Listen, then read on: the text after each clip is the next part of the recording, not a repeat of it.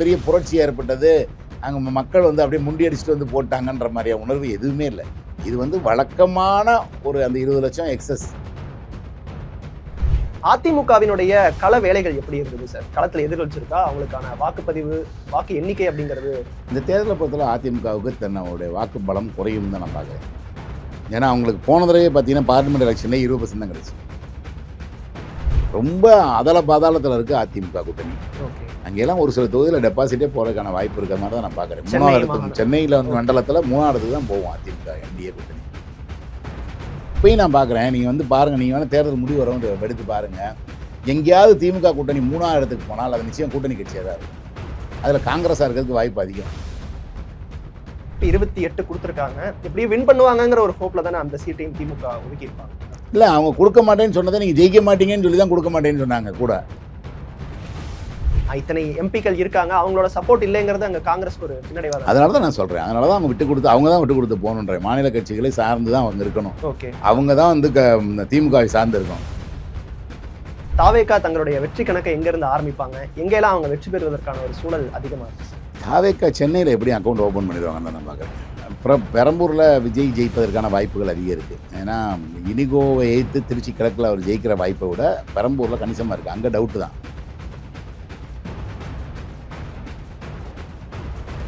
உங்கள் சத்யாவில் full Moon sale காலை 9 மணியிலிருந்து இரவு 12 மணி வரை. மே 1 ஒரு நாள் மட்டும்.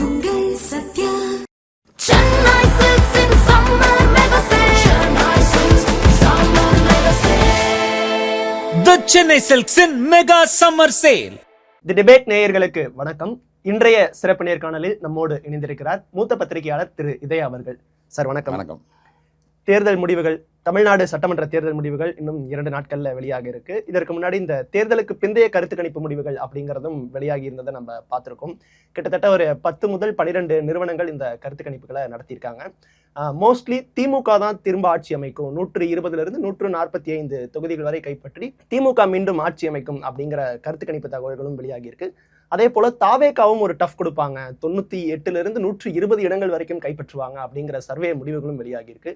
இந்த சர்வே முடிவுகளை நம்ம எப்படி பார்க்கலாம் சார்? இல்லை, சர்வே முடிவுகளை வந்து நம்ம இப்படி டிஃப்ரெண்டாக வரும்போது எப்படி பார்க்க முடியும் நம்ம? ஓகே, ஏன்னா 4 விதமாக வருது. டிஎம்கே ஆட்சி, ஏடிஎம்கே ஆட்சி, தாவேகா ஆட்சி, ஹங் அசம்பிளி அப்படின்னு வருது.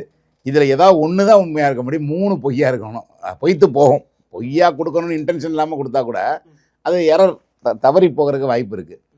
அதனால் ஏதாவது ஒன்று தான் நடக்க சாத்தியக்கூறு இருக்கும்போது இப்படி வரும்போது நிச்சயமாக இது குழப்பத்தை தான் ஏற்படுத்தும். அதில் ஒன்றும் சந்தேகம் இல்லை. பட் நம்ம என்ன செய்யலாம்னா, மெஜாரிட்டியாக வர்றது அப்படின்றதுல தான் நானும் நிற்கிறேன், ஸ்டிக் ஆன் பண்ணியிருக்கேன். ஏற்கனவே என்னுடைய சர்வேயை நீங்கள் என்னுடைய சர்வே எடுத்து அந்த லிஸ்ட்டில் நீங்கள் வைக்கல. இருந்தாலும் வந்து நான் என்ன சொல்கிறேன், திமுக தான் மீண்டும் ஆட்சி அமைக்கும் அப்படின்ற மாதிரி இருக்கிறேன். அதனால் எனக்கு இந்த திமுக ஆட்சி அமைக்கும்னு வந்திருக்க கருத்து கணிப்புகள் தான் ஓரளவுக்கு சரியாக இருக்க மாதிரியான என்னுடைய இது இருக்குது. ஓகே, ஏன்னா நானும் வந்து எக்ஸிட் போல் சர்வே நான் பண்ணல, போஸ்ட் போல் பண்ண சர்வே. எக்ஸிட்னா வெளியே வரும்போது எடுக்கிறது, அது எடுக்கிறது இல்லை.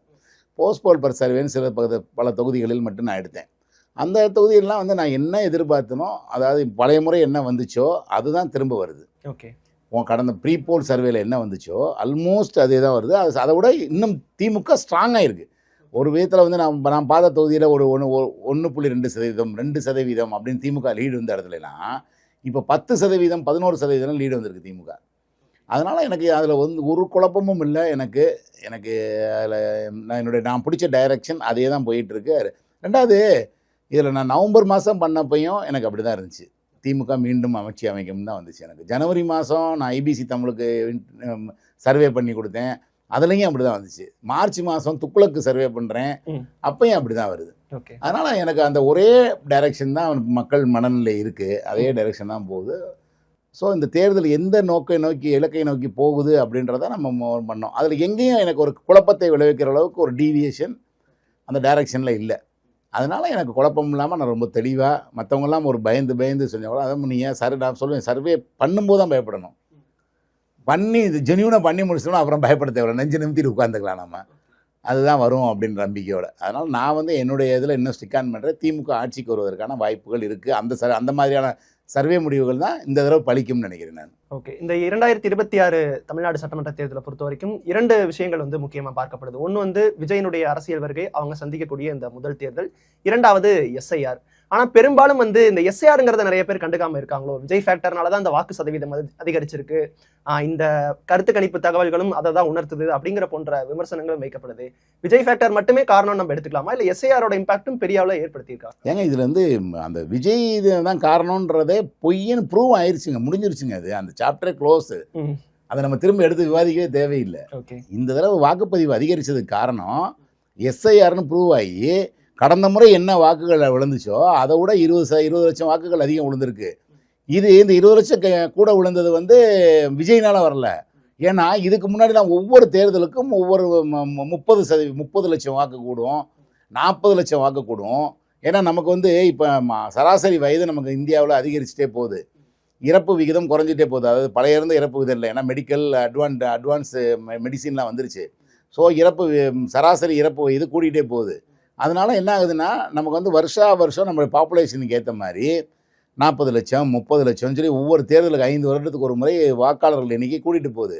அந்த விதத்தில் இந்த தடவை கூடியிருக்கு. அதுவும் கம்மியாக தான் கூடியிருக்கு, 30 லட்சம் 40 லட்சத்துக்கு போகல, 20 லட்சம் தான் போயிருக்கு.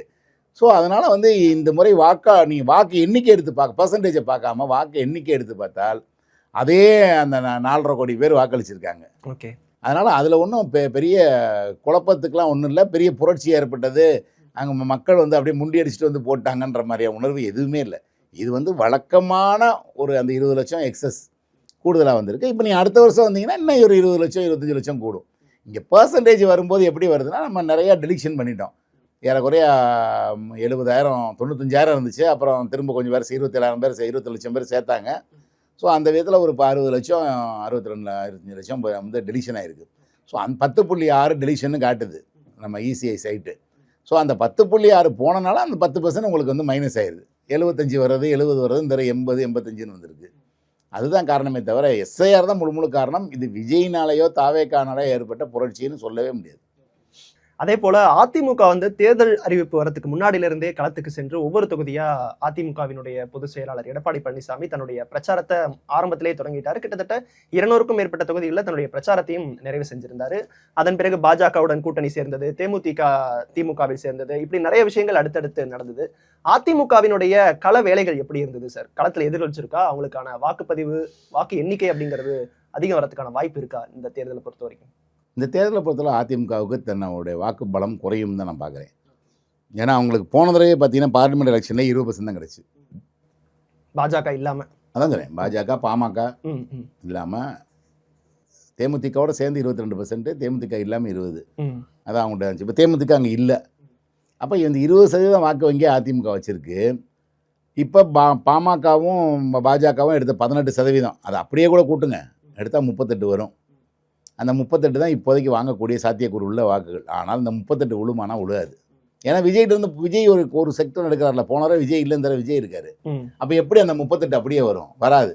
நீங்கள் திமுக போனவரை 47 போன பார்லிமெண்ட் எலெக்ஷனில், நீங்கள் அங்கே தேமுதிகலாம் போய் சேர்ந்துச்சுன்னா அது 49 50 நெருங்கிடும். அது அப்போ அவர்கள் 50லேருந்து அதில் ஒரு 10% விஜய் எடுக்கிறாரு, அதிமுக கூட்டிலேருந்து 10% எடுக்கிறாருன்னா 50 40 ஆகும். ஆனால் 38 28 ஆயிரும். இது சிம்பிள் தியரி. இது நடக்கும். ஆனால் இவர் என்ன நினைக்கிறாங்க, அதிமுக வாக்குகளை அவர் எடுக்கவே மாட்டார், திமுக வாக்குகளை மட்டுமே எடுப்பாருன்னு அதிமுக ஒரு வாதம் வைக்குது. அது நடைமுறையில் சாத்தியமே இல்லை. நீங்கள் என்ன வேணாலும் எடுத்தீங்கன்னா, நீங்கள் வந்து விடுதலை சிறுத்தைகளுக்கு வாக்கு வங்கி இருக்குன்னா எவ்வளோ வாக்கு வங்கி இருக்குது, அதில் 1/3 எடுக்கிறாங்கன்னா எவ்வளோ போகும், மைனாரிட்டி வாக்கு வங்கின்றது எவ்வளோ இருக்குது, அதில் ஒரு 1/3 எடுத்தால் எவ்வளோ போகும், இப்படி தான் நம்ம கணக்கு பண்ணோம். அப்படிலாம் பார்த்தோம்னா அந்த 10% தான் போகும், அதை தாண்டி போகிறதுக்கு வாய்ப்பு இல்லை. அதனால் அதிமுகவிலேருந்து போகிறது 10% வந்தால் அதிமுகலேருந்து கூட தான் போகும்னு நான் எதிர்பார்க்குறேன் நார்மலாக. ஏன்னா நீங்கள் திமுகவுக்கே வாக்களித்துக்கிட்டு இருக்கவர்கள் வந்து திமுகவை திட்டுற கட்சிக்கு திடீர்னு மாறிட மாட்டாங்க. ஆனால் திமுக திடீர்ற கட்சிக்கு அதிமுக வாக்காளர்கள் மாறுறது ரொம்ப ஈஸி. ஏன்னா அவங்களுடைய கொள்கையே அதுதான். அவங்களும் தீய சக்தி திமுக, ஸ்டாலின் வரக்கூடாது, கலைஞர் வரக்கூடாது, உதயநிதி வரக்கூடாதுன்னு நினைக்கிறவங்களாம் தான் இருப்பாங்க. ஸோ அது வந்து அப்படியே மாறிடுது, ஈஸியாக டிரான்ஸ்ஃபர் ஆயிரும் அந்த ஓட்டு. ஓகே. ஸோ அதனால் திமுகவை விட அதிமுகலேருந்து அதிக ஓட்டுகள் விஜய்க்கு போகுன்றது என்னுடைய லாஜிக்கு. அது நம்ம 4ஆம் தேதி பார்த்துடலாம். அதே போல் திமுக கூட்டணியில் பல்வேறு சலசலப்புகள் இந்த சீட் ஒதுக்கீடுலேருந்து இப்போ வரைக்குமே நிறைய குழப்பங்கள் போயிட்டு இருக்கிறதையும் நம்மளால் பார்க்க முடியுது. கடந்த முறை வழங்கப்பட்ட தொகுதியோட குறைத்து வழங்கப்பட்டதாக இருக்கட்டும், விசிகால கடந்த முறை போட்டியிட்ட 3 பேருக்கு வாய்ப்பு வழங்காமல் இந்த தடவை புதிய 3 பேருக்கு வாய்ப்பு கொடுத்துருக்காங்க. இந்த மாதிரியான விஷயங்கள் எல்லாமே களத்தில் எந்த மாதிரியான ஒரு தாக்கத்தை ஏற்படுத்தும் சார் கூட்டணிக்குள்ள? நாங்கள் ஒரு கட்சி ஒருத்தர் துவங்கி நடத்துகிறாரு, அவருக்கு அந்த கட்சியில் சிஎம் யாருக்கு சீட்டு கொடுக்கணும் யாருக்கு கொடுக்கக்கூடாதுன்றதுல முழு அதிகாரம் இருக்கு அவருக்கு. ஏன்னா அவரை தான் அவர் தொண்டர்கள் தலைமையாக ஏற்றிருக்காங்க. கூட்டணி கட்சிகளும் அவரை தான் நாங்கள் கூட்டணி கட்சியோடைய தலைவராக ஏற்றிருக்காங்க அவரை. அந்த அப்போ அவர் யாருக்கு சீட்டு எழுதி கொடுக்குறாரோ அவர் தான் பண்ண முடியும். அது அங்கீகரிக்கப்பட்ட கட்சி. அதனுடைய பொதுச் செயலாளர் யாருக்கு வந்து பிஃபார்மில் கையெழுத்து போடுறாரோ அவர் தான் வேட்பாளர் ஆக முடியும். அவருக்கு தான் பானை சின்னம் கொடுக்கப்படும். அப்போ அவர் வச்சே தான் சட்டம். அதில் ஏன் நீங்கள் போய் இப்போ நீங்கள் திரு ஸ்டாலின்ட்டு எடப்பாடி போய் நீங்கள் எப்படி அவருக்கு ஓட்டு கொடுத்தீங்க இவருக்கு எப்படி சீட்டு கொடுத்தீங்க அப்படின்னு எப்படி நம்ம கேட்க முடியாதோ, நாம் தமிழர்கிட்ட போய் ஏன் போன தடவை கொடுத்தவங்க நீ கொடுக்கல அப்படிலாம் அப்படி கேட்க முடியாதோ, அதே மாதிரி தான் விடுதலை சிறுத்தைகளுக்கும். ஓகே, திருமாவளவன் என்ன முடிவு எடுக்கிறாரோ அதுதான் ஃபைனல். ஸோ அந்த விருப்பில் அவர் விருப்பங்கள் இருக்கலாம். அவருக்கு வந்து திமுகவோட நெருக்கமாக இருக்குங்கிற காரணத்துக்காகவும் சில பேர் கொடுக்காமல் இருந்திருக்கலாம். தான் இல்லாமல் ஒரு கட்டுப்பாடு இல்லாமல் போகுது தன்னுடைய சட்டமன்ற குழு, அதனால் நம்மளே சட்டமன்றத்துக்கு வந்துட்டோம்னா அந்த குழு நம்ம கூடயே இருக்கும், நம்மளே தலைமையாயிட்டு நம்ம பின்னாடியே சுற்றும். நம்ம இல்லாதனால அங்கே வந்து அந்த எம்எல்ஏக்கள் திமுகவோட நெருங்குறார்கள் போட்டிடுறேன்னு சொல்லிட்டு திரும்ப போட்டியிடல. ஆமாம், அதான் அப்படின்னு சொன்னார். ஆனால் அந்த போட்டியிடலன்னு சொன்னதுக்கு திமுகவோட ப்ரெஷர் ஒன்று இருக்குது. அவங்க ப்ரெஷர் போட்டிருப்பாங்க. ரெண்டாவது நீங்கள் ஒரு இடைத்தேர்தல் ஒரு எம்பிக்கு இவர் எம்எல்ஏ ஜெயிச்சிடான்னு வச்சுக்குவோம், எம்பி ரிசைன் பண்ணுவார், எம்பிக்கு இடைத்தேர்தல் வரும். அப்போ எம்பியில் யார் சீட்டு கொடுக்கும், திரும்ப எனக்கே சீட்டு கொடுங்கன்னு கேட்பாரு. அது திமுக ஏன் அந்த தலைவலின்னு கேட்குறேன். இவர் ரிசைன் பண்ணிட்டு திரும்ப இவர் எலெக்ஷன் நிற்கிறேன். அப்போ நீயே நின்றுக்க, நீயே அப்போ நீங்கள் நின்று நாங்கள் நிற்போம். நீங்கள் ரிசைன் பண்ணால் அந்த தொகுதி நாங்கள் எடுத்துக்குவோம். உங்களுக்கு இருக்க நீங்கள் அது போல தான் இங்கே வந்துட்டீங்கல்ல, உங்களுக்கு அந்த சீட்டு எம்பி வேணான்னு முடிவு பண்ணுறீங்களா, அந்த எம்பி தேர்தலில் நாங்கள் திமுக போட்டியிடும் அப்படின்னு கேட்பாங்க. இல்லை நாங்கள் தான் போட்டிடுவோம் அப்படின்னா, நீங்கள் போட்டிடுங்க, நாங்கள் வேலை செய்ய மாட்டோம், பணம் கொடுக்க மாட்டோம், நீங்களே ஜெயிச்சுங்க அப்படின்னு சொல்லியிருக்கலாம். அதனால வந்து இந்த மாதிரி ஒரு செக் வச்சனால தான் அவர் வேணான்னு வித்ட்ரா பண்ணிட்டாருன்னு பார்க்குறேன். ஓகே, அதே போல காங்கிரஸ் நம்ம பார்க்கும்போது 2 நாட்களுக்கு முன்பு கிரீஷ் ஜோடங்கர் வந்து ஒன்று நாங்கள் ஆட்சி அதிகாரத்தில் இருப்போம் அல்லது எதிர்கட்சியாக இருப்போம், காங்கிரஸ் இனிமே எங்களோட போக்கு இனிமே அப்படிதான் இருக்கும் அப்படிங்கிற ஒரு கருத்தையும் தெரிவிச்சிருக்காரு. இது வந்து தாவேகா கூட நம்ம போயிருக்கலாமோ, போயிருந்தா ஒரு துணை முதல்வர் பதவியோ இல்ல ஒரு அதிகாரத்தில் பங்கோ கிடைச்சிருக்குமோ அப்படிங்கிற ஒரு ஆசை வந்து காங்கிரஸ்க்கு இருந்துட்டு தான் இருக்கு. ஓகே, இப்பவும் அவங்க வந்து போனவரே நினைச்சாங்க. அப்புறம் பெரியவர்கள்லாம் சேர்ந்து அதை முடிவு பண்ணி இது பண்ணிட்டாங்க. 28+1 முடிச்சு விட்டாங்க. ஓகே, ஆனால் அவர்களுக்கு இன்னமும் வந்து நம்ம போயிருக்கலாமோ போயிடலாம். தேர்தல் முடிவுக்கு பிறகு இந்த நிலை மாறுறதுக்கான வாய்ப்பு நிச்சயமா வாய்ப்பு இருக்கு. தேர்தல் முடிவு பிறகு நிச்சயமா இருக்கு. திமுகவே காங்கிரஸை கழட்டி விட்டாலும் கழட்டி விடலாம். அவர்கள் எப்படி சார் 28 சீட்டு கொடுத்துருக்காங்க, கடந்த தடவை 25 கொடுத்துருந்தாங்க, 20 கிட்ட வின் பண்ணியிருந்தாங்க, இப்போ 28 கொடுத்துருக்காங்க. எப்படி வின் பண்ணுவாங்கிற ஒரு ஹோப்ல தானே அந்த சீட்டையும் திமுக ஒதுக்கி இருப்பாங்க. இல்ல, அவங்க கொடுக்க மாட்டேன்னு சொன்னதை நீங்க ஜெயிக்க மாட்டீங்கன்னு சொல்லி தான் கொடுக்க மாட்டேன்னு சொன்னாங்க கூட. இல்ல, அது அவங்க கூட்டணிக்கு தானே பின்னாடிவா இருக்கும். தெரிஞ்சே திமுக இதை செய்யறாங்களா? இல்லாட்டி கூட்டணியே உடையிற மாதிரி வந்துருச்சு இல்லைங்க சூழ்நிலை. அதனால நீங்கள் கொடுத்தா ஜெயிக்க மாட்டீங்க அப்படின்னு சொன்ன மற்றவங்களுக்குலாம் என்ன பண்ணாங்க, கூட்டணியில் கொடுக்குறவங்களுக்கு நீங்கள் மதிமுக இந்த மாதிரி அவர்களுக்குலாம் எங்கள் சின்னத்தில் தான் போட்டிடணும் கண்டிஷன் போட்டு கொடுத்தாங்க. இப்போயும் நான் பார்க்குறேன், நீங்கள் வந்து பாருங்கள், நீங்கள் வேணால் தேர்தல் முடிவு வரவும் எடுத்து பாருங்கள். எங்கேயாவது திமுக கூட்டணி 3ஆவது இடத்துக்கு போனால் அது நிச்சயம் கூட்டணி கட்சியாக தான் இருக்கும். அதில் காங்கிரஸாக இருக்கிறதுக்கு வாய்ப்பு அதிகம். ஆமாம், அப்படி இருக்கும்போது நீங்கள் காங்கிரஸை வளர்க்குறதுக்கான முயற்சி இது வரைக்கும் என்ன செஞ்சுறீங்க? எத்தனை தடவை தேர்தல் இல்லாத சமயத்தில் ராகுல் காந்தி வந்து இது பயணம் பண்ணி இந்த சட்டமன்ற தேர்தலுக்கு ராகுல் ஸ்டாலினோட சேர்ந்து பிரச்சாரம் பண்ணல அப்படிங்கறதுமே ஒரு பேசுபொருளா தான் இருந்துட்டு இருக்கு. ஆமா, கண்டிப்பா அது இருக்கு. அது ஒரு மைனஸாவும் இருக்கும். நீங்க வாங்கிட்டு தொகுதியை வாங்கிட்டு நீங்க முரண்டை பிடிச்ச மாதிரி செயல்பட யாருக்கு நஷ்டம்? திமுக இங்க பலம் வாய்ந்த கட்சிங்க. அதை சார்ந்தா நீங்க இருக்கீங்க. நீங்க வந்து இவங்க என்ன நினைச்சுக்கிறாங்க, காங்கிரஸ் சார்ந்து தான் திமுக இருக்குன்னு நினைச்சுறாங்க. நீங்கள் வந்து இவங்க தான் இங்கே அங்கேயும் தள்ளாடிட்டு இருக்காங்க. அதிமுகவோட கூட்டணி, திமுகவோட கூட்டணி, இல்லை தனித்து போட்டி அப்படின்னு சொல்லி இவங்க தான் தடுமாறிட்டு இருக்காங்களே ஒழிய திமுக மற்ற இது இல்லைன்னா இன்னொரு கூட்டணி வச்சுட்டு போயிட்டே இருக்கும். ஏன் நாளைக்கு திமுக பாஜக கூட்டணி வராதுன்றதுக்கு என்ன உத்தரவாதம் வந்திருக்குல்ல ஏற்கனவே. காங்கிரஸை கழட்டி விட்டு பாஜகவோட போனால் மத்தியில் மந்திரி சபைங்க, அவங்களுக்கு மத்திய மந்திரி போஸ்ட் கிடைக்கும். ஓகே, ஏன்னா இவர்கள் அதிகாரத்துக்கு அலைகிற மாதிரி திமுகவும் அலைஞ்சால் அவர்கள் பாஜகவை பிடிச்சி எப்பயோ போய் மந்திரி ஆயிடலாம் அவங்க ஈஸியாக. ஓகே, காங்கிரஸ் என்னைக்கு இனிமேல் வந்து மத்தியில் ஆட்சிக்கு வர போகிறது இல்லை. அது கழுத தெரிஞ்சு கட்டரம்பா தான் போயிட்டுருக்கு.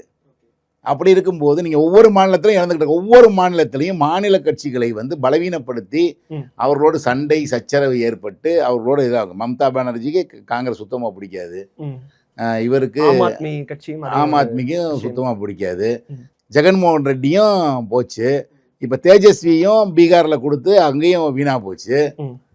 இப்போ தமிழ்நாட்டிலையும் நீங்கள் பாய்ச்சிக்கிட்டு போவீங்கன்னா நீங்கள் அங்கே கம்யூனிஸ்ட்டாக இதாக இருக்குது. மேபி கம்யூனிஸ்ட் வந்து அங்கே வந்து 10 தடவை 10 வருஷங்கள் தொடர்ந்து ஆண்டதுனால இந்த முறை கேரளாவில் காங்கிரஸ் வரக்கான சாத்தியக்கூறு இருக்குது. ஸோ அந்த மாதிரி ஒரு சின்ன மாநிலத்தில் மட்டும்தான் அவர் வர முடியுமே தவிர நீங்கள் எல்லா கட்சிகள் எல்லா மாநிலங்களையும் ஒரு பலம் பெற முடியலை, இன்னும் பலம் பெற வாய்ப்பும் இல்லை. ஓகே, அதனால வந்து இவர் அனுசரிச்சு ராகுல் தான் வந்து அனுசரிச்சு கட்டமைச்சு கொஞ்சம் கொஞ்சமா அவங்கள்ட்ட சீட்டை அந்த மாதிரி கொஞ்சம் கொஞ்சமா கேட்டு தன்னோட கூடுதல் சீட். இல்ல காங்கிரஸ் இப்படி தொடர்ந்து செய்யறது மாநிலங்களவையிலையும் மக்களவையிலையும் அது அவங்களுக்கு ஒரு பின்னடைவா தானே இருக்கும். ஒரு மாநில கட்சியோட தொடர்ந்து முரண்பிடிக்கிறதா இருக்கட்டும், இத்தனை எம்பிக்கள் இருக்காங்க, அவங்களோட சப்போர்ட் இல்லைங்கிறது அங்க காங்கிரஸ்க்கு ஒரு பின்னடைவா தான். அதனால தான் நான் சொல்றேன், அதனால தான் அவங்க தான் விட்டு கொடுத்து போகணுன்ற மாநில கட்சிகளை சார்ந்து தான் அவங்க இருக்கணும். ஓகே, அவங்க தான் வந்து திமுகவை சார்ந்து இருக்கணும். திமுக அவங்கள சார்ந்து இருக்கணும் அவசியம் இல்லை. நாளைக்கே அவங்க கழட்டி விட்டுறலாம். அதனால் வந்து காங்கிரஸுடைய போக்கு வந்து காங்கிரஸ் தான் பாதிக்கும். அதிக தோல்விகளை திமுக அணி பெறும்னா அது காங்கிரஸ் பர்சன்டேஜ் வைஸ் பார்த்தீங்கன்னா காங்கிரஸ் தான் அதிக தோல்விகளை சந்திக்கும். அதே போல இந்த எக்ஸிட் போல்ஸா இருக்கட்டும், இல்ல கடந்த தேர்தல் முடிவுகளை வச்சு அவங்க எடுக்கக்கூடியது, இப்ப களத்துல இருந்து எடுக்கக்கூடியது, அதிமுக நம்ம பார்க்கும்போது ஒரு 60-80 தொகுதிகள் அதிமுக ஜெயிக்கும் அப்படிங்கிறது தான் கருத்து கணிப்புகள்ல வரக்கூடிய ஒரு முடிவாகவும் இருக்கு. யதார்த்தம் என்னவா இருக்கு சார்? களத்துல அதுதான் உண்மையா இருக்கா, இல்ல வந்து ஒரு நம்பர் செட் பண்ணிட்டு இதுலயே அவங்க டிராவல் பண்ற மாதிரியான ஒரு தோற்றத்தை? இல்லை யார் நம்பர் செட் பண்ணி டிராவல் பண்ண முடியும்? அது என்ன வருதோ அதுதான் பெரும்பாலும் பிரதிபலிக்க முடியும். ஓகே, இப்போ நான் வந்து அதோட கம்மியாக கூட நான் கெஸ் பண்ணிக்கிட்டு இருக்கேன். ஏன்னா விஜயுடைய தாக்கம் வந்து அதிமுக தான் பெரிதும் சேதப்படுத்துன்றது என்னுடைய ஃபைண்டிங்காக இருக்குது. என்னுடைய இதில் நான் வந்து ஏன்னா நான் ஒரு கேள்வி மட்டும் யாருக்கு வாக்களிப்பீர்கள்ன்ற கேள்வியை மட்டும் கேட்டால் அது அதோட முடிஞ்சு போயிடும். விஜய்க்கு வாக்களிக்கிறோம்னு இத்தனை % வருதுன்னு. என்னுடைய வாக்குச்சீட்டில் நான் கடந்த முறை யாருக்கு வாக்களித்தீர்கள், இந்த முறை யாருக்கு வாக்களித்தீர்கள் அப்படின்னு கேட்டு பண்ணுறேன் பல இடங்களில். அப்படி பண்ணும்போது போன தடவை ஏடிஎம்கேக்கு போட்டவங்க இந்த தடவை யார் ஓட் பண்ணுறாங்க டேட்டா ஏன்ட்ட இருக்குது. ஓகே, அப்போ அதை வச்சு பார்க்கும்போது நிச்சயமாக அதிமுக வாக்குகள் தான் அதிகமாக போகுது. அப்படிங்கும்போது அதிமுக திரும்ப அதிக சீட்டுகளை வெல்வதற்கான வாய்ப்பு குறைவுன்றதுனால நான் அப்படி சொல்கிறேன். ஓகே, நம்ம கொங்கு மண்டலத்தை தவிர மற்ற இடங்களில் எல்லாமே அதிமுக பலவீனமாக தான் இருக்குது. அங்கங்கே ஸ்டார் வேட்பாளர்களும் இல்லை, திமுகவுக்கு பெரிய பின்னடைவு உள்ள தொகுதிகளில் மட்டும்தான் அங்கே வந்து அதிமுக வளர முடிய சூழ்நிலை இருக்குது. அதுவும் மெட்ராஸ் சிட்டியில் ரொம்ப பாதாளத்தில் இருக்குது அதிமுக கூட்டணி. ஓகே, அங்கெல்லாம் ஒரு சில தொகுதியில் டெபாசிட்டே போகிறதுக்கான வாய்ப்பு இருக்கிற மாதிரி தான் நான் பார்க்குறேன். 3வது சென்னையில் வந்து மண்டலத்தில் 3வது தான் போகும் அதிமுக என்டிஏ கூட்டணி. ஓகே, அதனால் வந்து நீங்கள் யாரும் ஃபிக்ஸ் பண்ணி கொண்டு போகலாம் இல்லை, மக்கள் ஃபிக்ஸ் பண்ணுறாங்க. அதை நம்ம ஒன்றும் செய்ய முடியாது. இவர்கள் வந்து முதலையே தாவேக்காவை அடித்து அரசியல் செஞ்சுருக்கணும் அதிமுக. எடப்பாடியார் நீங்கள் வந்து ஏங்க இது ஒரு கட்சியே கிடையாதுங்க, அது பேர் ரசிகர் மன்ற கூட்டம்ங்க, நீங்கள் திமுக வீழ்த்தணும், இந்த ஆட்சி மாறணும்னா எனக்கு தான் வாக்களிக்கணும்னு சொல்லி இவர் பேசியிருக்கணும். ஆனால் அதை விஜய் பேசிட்டு போயிட்டாரு. நான் தான் உண்மையிலே எதிர்க்கிறேன், எனக்கு தான் வரணும்னு சொல்லி திமுக எதிர்ப்பு அவர் பிரதானப்படுத்தி இந்த தேர்தல். ஆமாங்க, நீங்கள் வந்து திமுக எதிர்ப்பு வாக்குகளையும் வாங்கிட்டார், அதிமுகவுக்கு போட்டுக்கிட்டு இருந்த வாக்குகளையும் வாங்கிட்டார் அவர். ஓகே, ஏன்னா இவர் இது ஆக்சுவலாக அது இங்கே வரணும். திமுக எதிர்ப்பு ஆளுங்கட்சிக்கு எதிர்வான வாக்குகள் வந்து ஏடிஎம்கேக்கு போகணும்ல, அதை தட்டி பறிச்சிட்டாரு விஜய். ஓகே, சரி, இவங்களுக்குன்னு போட்டுக்கிட்டு இருந்ததுலையும் கபலீகரம் பண்ணுறாரு. ஓகே, அப்படிங்கும்போது அதிமுகவுக்கு சேதம் அதிகம். கொங்கு மண்டலத்தை பொறுத்த வரைக்கும் செந்தில் பாலாஜி கரூர்ல இருந்து கோவை தெற்குக்கு போனது வந்து ஒரு மிகப்பெரிய ஒரு அரசியல் மாற்றமாகவும் மூவாகவும் பார்க்கப்படுது. நிச்சயம் அந்த தொகுதியில் அவர் வெற்றி பெறுவாரு அப்படிங்கிறதும் சொல்லப்படுது. அதே போல கோவை மண்டலத்துல கூடுதல் தொகுதிகளை இந்த தடவை திமுக கூட்டணி வெல்லும் அப்படின்னு சொல்றாங்க. கோவை களம் எப்படி இருக்கு சார்? இல்லை, நீங்கள் சொன்ன எல்லாமே ஃபேக்ட் தான். என்னன்னா வேணா தாவேக்காரர்கள் வேணா இந்த மாதிரி அவர் வந்து பயந்து ஓடிவிட்டார், கரூர் வந்து ஓடிவிட்டார், பயந்து ஓடிட்டார். பயந்து ஓட்டார்னா அதை கூட்டணி கட்சி கொடுத்துட்டு போயிட்டாங்களா? திமுகவே தான் கண்டெஸ்ட் பண்ணுறது. அவங்க தம்பி அசோக் தான் அங்கே நின்று எல்லா வேலையும் பார்த்துக்கிட்டு இருக்காரு, கூட வேட்பாளரோட இருந்து கடைசி நிறைவு பேச்சே அவர் தான், பிரச்சாரத்தையே முடிச்சு வைக்கிறார், அவர் தான் பண்ணுறாரு. அப்புறம் அவர் பயந்து ஓடுறப்ப அவர் தம்பி வந்து தைரியமாக நிற்கிறாருன்னு அர்த்தம். அதனால் வந்து இங்கே வந்து கோயம்புத்தூரை பொறுத்தவரை கோயம்புத்தூரில் 10க்கு 10 போயிடுச்சு. கொங்கு மண்டலமே நமக்கு வீக்காக இருக்குது திமுகன்ற மாதிரியான ஒரு எண்ணம் இருக்குது. அந்த எண்ணத்தை மாற்றணும்னு முதலமைச்சர் முடிவெடுக்கிறாரு. அப்படி எடுக்கும்போது செந்தில் பாலாஜியை நீங்கள் கோயம்புத்தூருக்கு போகிறீங்களான்னு அனுப்பி வைக்கிறாரு. அப்போ அந்த சவாலை ஏற்றுக்கிட்டு செந்தில் பாலாஜி அங்கே போகிறாரு. நீங்கள் இங்கே பயந்து போய் நீங்கள் வந்து நான் 10 தோட்டத்தில் போய் நிற்கிறது அது ஒரு துணிச்சல் இல்லையா உங்களுக்கு? என்ன அப்படி இப்போ பயந்தவர்னா அங்கே எப்படி போவார்? சொந்த தொகுதியில் இருந்துடலாம். சொந்த தொகுதியில் இருந்துடலாம். நீங்கள் அங்கே 10க்கு 10 போன இடத்துல போய் அங்கே நின்று அங்கே இப்போ பாதிக்கு மேற்பட்ட தொகுதிகள் கோயம்புத்தூரில் வருன்ற அளவுக்கு ஒரு பேச்சு வந்திருக்கு திமுக கூட்டணி. ஓகே, அப்போ வந்து நீங்கள் 10 போனதா 5 குழந்தாருனாவே அல்லது 6 குழந்தைனாலும் அது எவ்வளோ பெரிய வெற்றி, பாதிக்கு மேல் வெற்றினா எவ்வளோ பெரிய வெற்றி அது. அப்போ அந்த மாதிரியான ஒரு வெற்றி என்னென்னா, நீங்கள் அங்கே வந்து 10 வருடமாக திரு வேலுமணி அவர்கள் வந்து பயங்கரமாக கட்சியை வச்சு பவர்ஃபுல்லாக இருந்தார். அவரை எதிர்த்து அரசியல் பண்ணுறதுக்கு திமுகவில் ஆள்லாம் போயிடுச்சு. பொங்கலூர் பழனிசாமி எப்போ அரசியலை விட்டு அப்படி உயரமாக காலேஜ் அப்படி அந்த பக்கம் ஒதுங்கிட்டாரோ அதன் பிறகு அங்கே ஆளே இல்லை. ஹோல்டுக்கு நீங்கள் ஒரு திமுக வளரணும்னா ஒரு கொம்பு இருக்கணும்ல, ஒரு கம்பை நட்டு வச்சா தான் கொடி வளரும். அந்த மாதிரி தூணே இல்லை, அந்த கொம்பே இல்லை. அப்படி இல்லாத ஒரு சூழ்நிலை போயிடுச்சு. எல்லாருமே வந்து தொடர்ந்து 10 வருஷம் அதிமுக ஆட்சி வேறு இருந்துருச்சு. ஏகப்பட்ட திட்டங்களை போட்டு அடித்து நொறுக்கிறாரு வேலுமணி. அப்போ அவரை எதிர்த்து அங்கே அரசியல் பண்ணுறதுக்கு திமுகவில் ஆள் இல்லாமல் போயிடுச்சு, ஜீரோ ஆகி போச்சு. எல்லோரும் பேருக்கு மாவட்ட செயலாளராகவும் பேருக்கு அந்தந்த பதவியில் ஒன்றிய செயலாளரும் வளர்த்துக்கிட்டு எல்லாம் அமைதியாக என்ன ஏதோ ஃபார்மாலிட்டிக்கு இப்படி வேலை செஞ்சுட்டு அப்படி இருந்தாங்க. அப்போ அங்கே ஒரு அந்த கொழுக்கொம்பு வேணும் இந்த கொடி வளர்றதுனான்னு சொல்லி தான் ஸ்டாலின் வந்து அவர்கள் வந்து அங்கே செந்தில் பாலாஜி அனுப்பிச்சி வச்சார். அதுக்கு உடனே இப்போ இந்த எலெக்ஷன்லேயே அதுக்கு இது ரியாக்ஷன்னு தெரிய போகுது.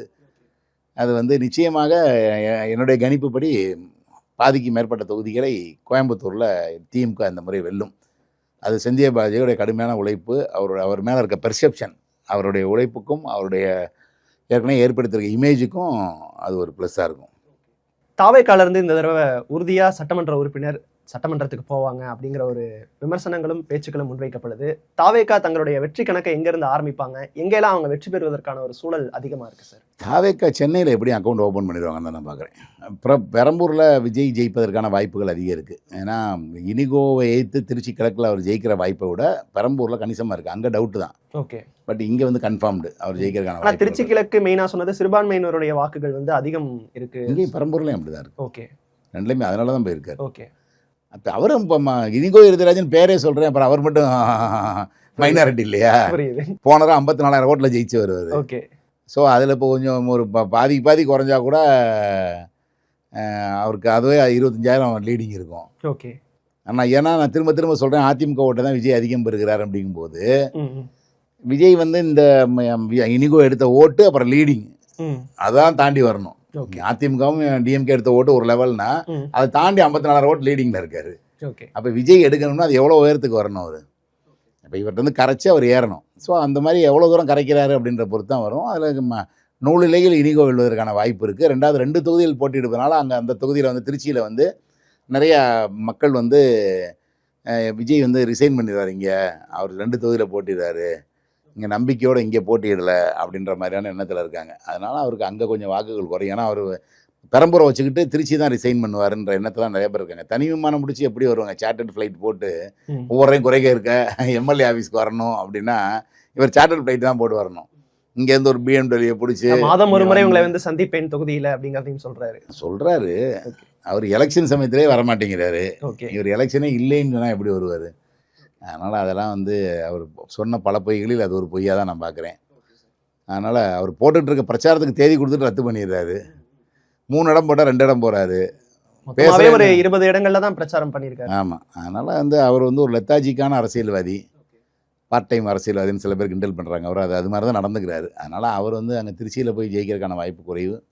சிட்டியில் 2-3 தொகுதி கூட அவர் வரலாம். அதனால தான் நான் சிங்கிள் டிஜிட் வரும்னு சொல்கிறேன். நான் இல்லை, இந்த கருத்து கணிப்புகளில் பெரும்பாலும் பார்க்கும்போது அவங்க கொடுக்க ஆரம்பிக்கிறதே பார்த்தீங்கன்னா டபுள் டிஜிட்ல இருந்து தான் கொடுக்குறாங்க. ஒரு 14, 19 கொடுக்குறாங்க, 98 வரைக்கும் கொடுக்குறாங்க சார். 120 கொடுக்குறாங்கல்ல கொடுக்குறாங்க. ஆனால் வந்து அது பலிக்குமா அப்படின்றத நம்ம நாளாஞ்சு தான் பார்க்கணும். என்னையை பொறுத்தவரை அது பலிக்காதுன்னு. Okay sir. நிறைவாக ஒரே ஒரு கேள்வி சார். இந்த எக்ஸிட் போல்ஸ் அப்படிங்கிறது எந்த அடிப்படையில் எடுக்கப்படுது? அதனுடைய சாம்பிள்ஸ் மக்கள்கிட்ட எப்படி அதை அப்ரோச் பண்ணுறாங்க?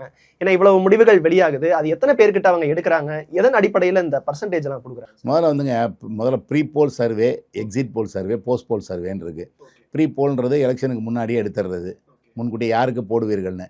எக்ஸிட் போலுன்றது நம்ம ஒரு பூத்தோடைய 100 மீட்டருக்கு வெளியே தள்ளி நின்று அவன் போட்டுட்டு வெளியே வர்றாங்கல்ல, அவங்கள்ட்ட அந்த இடத்துல என்னை மடக்கி எங்களுக்கும் ஒரு ஓட்டு போடுங்க, அங்கே என்ன போட்டிங்கன்னா அது இங்கே போடுங்க அப்படின்னு வாங்குறது. ஓகே. அதில் என்னென்ன காரணிகள் இருக்கும் சார்? எதன் அடிப்படையில் அந்த என்னென்ன விஷயங்கள் அவங்க கிட்ட? அதை தாங்க நான் எக்ஸிட் போல் நான் பண்ணுறதே இல்லை. ஏன் பண்ணுறது இல்லைன்னா, நீங்கள் வந்து ஒரு தொகுதிக்கு 250 350 பூத் இருக்கும். ஓகே. ஏன்னா அந்த 350 பூத்தில் நீங்கள் ஒரு வெஹிக்கிள் போடணும். ஏன்னா அப்போ 350 வெஹிக்கிள் 350 ஸ்டாஃப் போடணும். ஓகே. ஏன்னா இவ்வளோ போட்டு அதில் அங்கேருந்து வர்றவன் காரில் போயிடுவாங்க ஓட்டு போட்டுட்டு. ஓகே. அதில் நீங்கள் ஒரு முனையில் தான் நீங்கள் ஒரு 100 மீட்டர் தள்ளி போட்டுருப்பீங்க. ரோட்டில் ஸ்கூல் இருக்குன்னு வைங்க, அந்த பக்கம் 100 மீட்டர் தள்ளி நிற்கலாம், இந்த பக்கம் 100 மீட்டர் நீங்கள் ஒன்று 2 வண்டி போடணும், இல்லைன்னா ஒரு வண்டி தான் போடணும். அப்போ அந்த பக்கம் போகிறவங்களாம் அப்படியே போயிடுவான். அவனெல்லாம் நீங்கள் கருத்தே கேட்க முடியாது.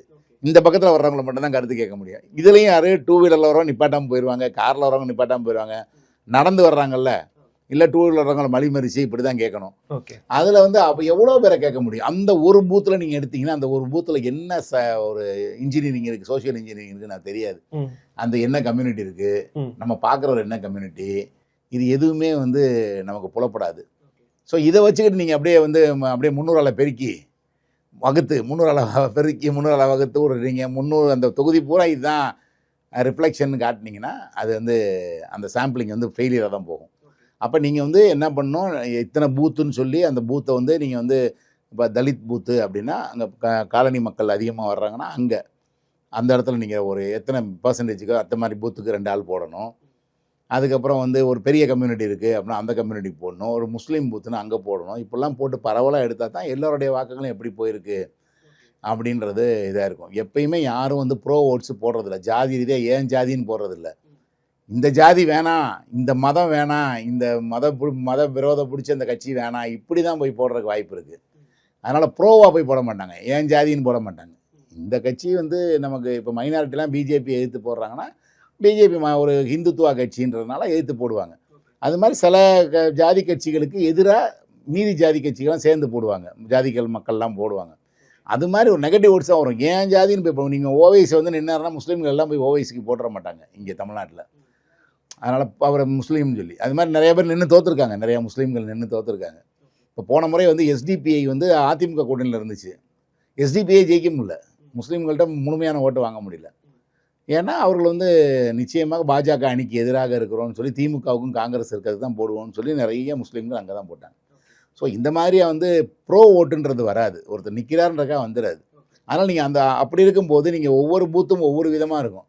அப்போ நீங்கள் எக்ஸிட் போலவே பண்ணணும். அதுக்கு என்ன செய்யணும்னா, நம்ம ப்ரீ போல் சர்வே எடுக்கிறோம்ல. இப்போ ஒரு ஊராட்சியில் எடுக்கிறேன் நான் முதலே ஊராட்சியை செலக்ட் பண்ணி இந்த இத்தனை ஊராட்சி ஒரு 60 ஊராட்சி இருக்குது, இந்த 60 ஊராட்சியில் இந்தந்த ஊரெல்லாம் முத்திரையர் சமூகம் இந்தந்த இதெல்லாம் இருக்குது, நம்ம எதுக்கும் அந்த சாம்பிளிங் அப்படி பார்த்துருவோம் அப்படின்னு சொல்லி நம்ம போய் பார்த்தாலும், இப்போ அதே மாதிரி திரும்ப வந்து போஸ்ட் போல் சர்வேல தேர்தல் முடிஞ்சதுக்கப்புறம் எல்லாம் வீட்டுக்கு போய் செட்டில் ஆனதுக்கப்புறம் அடுத்த நாளோ அதுக்கு அடுத்த நாளோ போய் அதே கிராமத்தில் நம்ம யாரை பார்த்தோமோ அவங்களே ரிப்பீட் பண்ணி பார்க்குறது.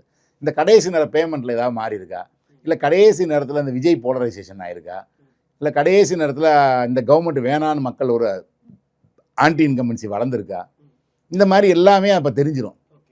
ஏன்னா நம்ம வந்து 21க்கு முன்னாடி எடுக்கிறோன்னா 23 தேர்தல், அப்புறம் 25ஆம் தேதிக்கு போகும்போது அந்த ஒருவேளை கடைசி 2 நாள் 3 நாளில் மாற்றங்கள் இருந்துச்சுன்னா அது நமக்கு தெரிய வரும்ன்றக்கா பார்க்குறோம் நம்ம. ஓகே. ஸோ இதுதான் போஸ்ட் போல் சர்வே. நீங்கள் இந்த போஸ்ட் போல் சர்வேக்கு போகும்போது தான் நீங்கள் வந்து ஏற்கனவே உங்களுக்கு தெரியும் இந்த கிராமத்தில் இந்த கம்யூனிட்டி தான் அதிகம் இது என்ன. நீங்கள் பூத்தில் போகும்போது வீடு வீடாக உங்களுக்கு தெரிஞ்சிருந்தால் தான் போக முடியும்.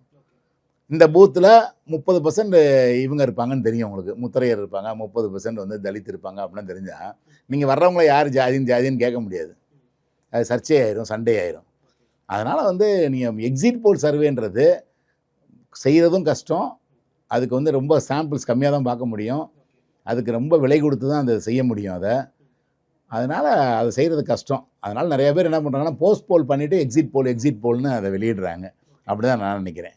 Okay sir. இந்த தேர்தலை பொறுத்த வரைக்கும் நம்முடைய நேர்காணலில் முன்னதாக நீங்கள் சொல்லியிருந்தீங்க விஜய்க்கு வந்து ஒரு 30% வரைக்கும் வருவதற்கான வாய்ப்புகள் இருக்குது, ஆனால் 30 தாண்டாது, அந்த 30க்கும் கீழே தான் பர்சன்டேஜ் பதிவாகும் அப்படின்னு சொல்லியிருந்தீங்க. இப்போ தாவேகாவினுடைய வாக்கு சதவீதம் எவ்வளவு எதிர்பார்க்கலாம் சார்? அதான் நான் சொன்னேன், ஏற்கனவே சொன்னதாங்க, 27% எனக்கு வந்திருக்கு மற்ற ஜோனில், டெல்டா சவுத்துலலாம் வந்து, சென்னையில் 33 வந்திருக்கு. ஸோ இது ஆவரேஜ் பண்ணிங்கன்னா ஒன்று வரும். அது எப்படி பணம் கொடுத்ததற்காக என்ன குறைந்தாலும் 25 கீழே போகாது. அதனால் ஆவரேஜாக அவர் வந்து ஒரு 25 மேலே வரார். ஆனால் சீட்டு கன்வர்ஷன்றது அவர் கம்மியாக தான் இருக்கும். ஆனால் அதிமுகவை தாண்டி என்டிஏ கூட்டணியை வந்து பல தொகுதிகள் இல்லை, பல தொகுதிகளில் வந்து அவர் வந்து 2ஆவது இடத்துக்கு வந்துடுவார். அதிமுக கூட்டணியை 3ஆவது இடத்துக்கு தள்ளுவார். இதுதான் விஜயோடைய இந்த எலெக்ஷனுடைய பெர்ஃபார்மன்ஸாக இருக்கும்னு நான் பார்க்குறேன். ஓகே சார், பொறுத்திருந்து பார்ப்போம் இந்த தேர்தல் முடிவுகள் எப்படி அமைதுங்கிறது. உங்களுடைய நேரத்திற்கும் கருத்திற்கும் நன்றி சார். நன்றி.